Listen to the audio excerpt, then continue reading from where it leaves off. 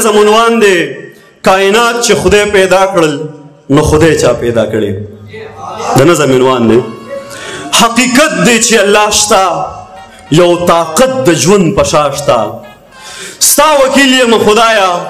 یا به بیرته سور کافر شم یا به غوث د زمانې شم یا به غوث شم په توره یا به عقل او شعور له ملغلرو کې غمې شم یا د دې خلکو په ذهن سور مرګې د زلزلې شم د دې خلکو په ذهنونو د مغرب چپې سورې دي د سوالونو سلسلې دي د ځوانانو په سرونو څنګه اندېښنې دي په کیسو پسې قیسې دي د الله د شان په شان کې څه ناحقې فیصلې دي د خالق په ذات خبرې دا لا څنګه فلسفې دي وایي دغه سوال دی نه دغه سوال دی چې سوال نه دی د مغربو نظریې دي د ملحدو عقیدې دي د الله د دشمنانو فلسفې دي خوړندې دي ما ته وایي خدای کم دی او په کم ځای کې اوسېږي کائنات چې خدای پیدا کړل نو خدای چا پیدا کړی نو بیا واوره لیونیه ستا د ذهن دغه بند دی دروازې دې راکولاو شي حقیقت دی چې الله شته یو طاقت د ژوند په شا شته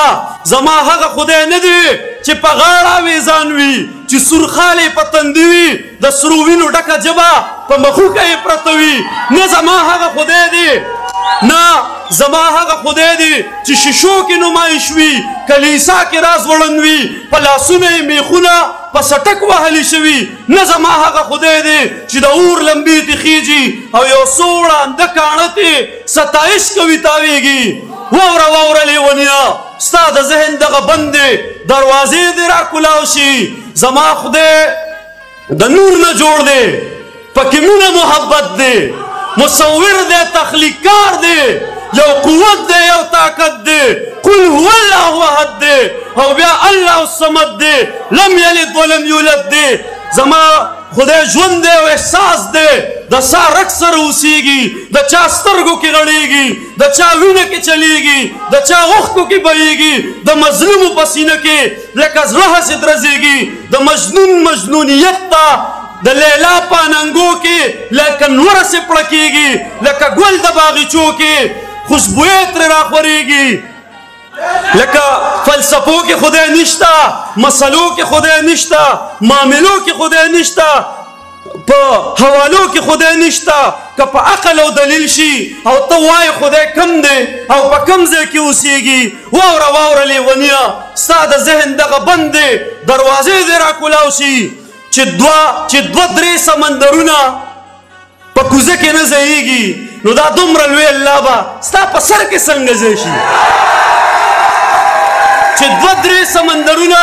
په کوزه کې نه ځایېږي نو دا دومره لوی الله به ستا په سر کې څنګه ځای شي ای بدبخته لیونیه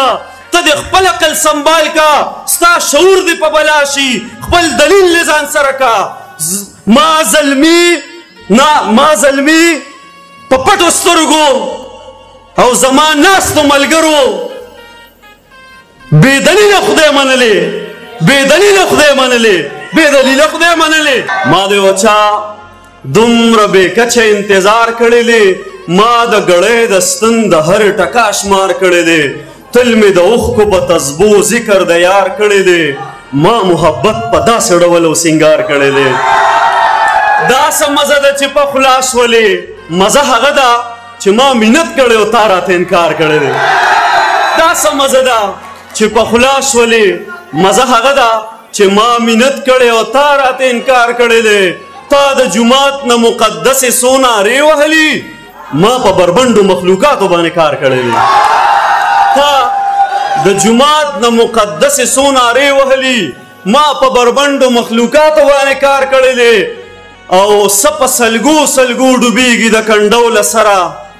وخت یې پوره شو کنور ته چازار کړی دی او مونږ په لمن